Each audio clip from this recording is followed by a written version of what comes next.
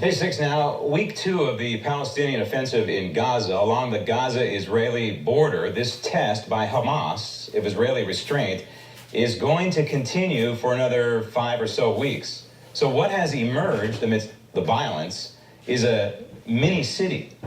The return of camels, tents and merchants to an area of Gaza most would not normally venture, around 300 meters from the border. But the area has been transformed since a 6-week-long protest began last Friday, and hundreds of youths are venturing ever closer. Organisers are expecting tens of thousands of protesters to arrive once again this week and are hoping they stay until the 15th of May, the day Palestinians call the Nakba, or catastrophe, when the State of Israel was created 70 years ago.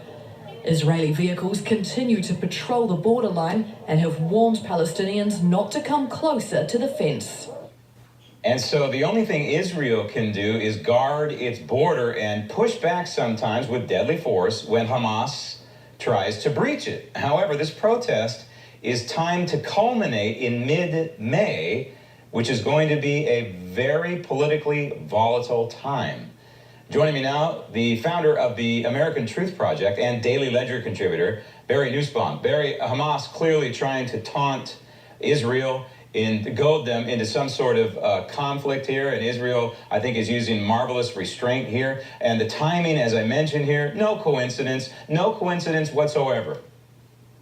Let's not forget, Graham, that Hamas is a terroristic organization that happens to be running a mini terroristic state. They've announced on their Hamas media outlets 24/7 since this began, we are going to breach the border. We are going to invade Israel. And this is the first step towards our goal of the destruction of the Jewish state and pushing the Jews into the sea. Anyone that calls this a peaceful protest is either misinformed or part of the Hamas narrative, neither one of which has anything to do with the truth. I've been to this border, in fact, very recently, and the only reason you go to the border at those spots is to invade and destroy the border fence. Israel is not killing these people. They're shooting tear gas at them and holding up signs to turn around and go back. Right. And no one's asking in the mainstream media an obvious question to me, if you know your history.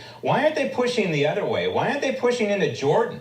Jordan legitimately is, you know, I use air quotes here, Palestine. That's their land there. It's not Israel. And the answer is, it's a rhetorical question, because the answer is, as you mentioned, they want to annihilate Israel.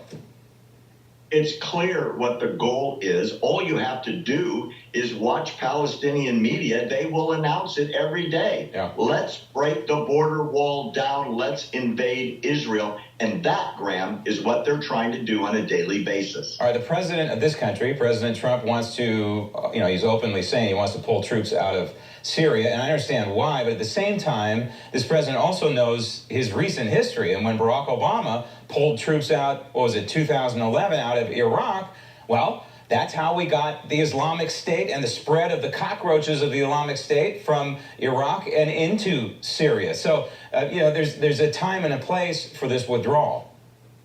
Graham, that's a terrific history lesson. The abrupt departure from Iraq over the objections of American generals gave birth to, as you called it, the cockroaches of ISIS. Now that the generals say we're on the 5-yard line, Trump is suggesting a withdrawal. I don't want to see a void there that lets them come back and turn Syria into a Russian client state. However, Trump has an interesting suggestion. Let the rich Arab oil states pay for reconstruction. I like his idea, and it's about time. We're the world's policeman. We don't have to be the world's reconstructor as we have been in the past. Let me ask you something. This is kind of off the subject a little bit, but we haven't addressed it on the show this week. This new alliance between Russia and Iran and Turkey potentially could be a very dangerous alliance. How do you view it?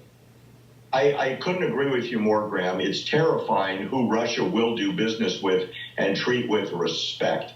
Don't forget, you've got 3 dictatorships at the same time aligning themselves together against the rest of the world. We need to watch it in America. It could be a catastrophe in the Middle East for all of Western civilization. Yeah, maybe Vladimir Putin will be the tempering force among what appears to me two very, very radical countries led by radical leadership. It's very, very terrifying what the combination of Iran and Erdogan over there in Turkey could potentially do. Barry, thanks.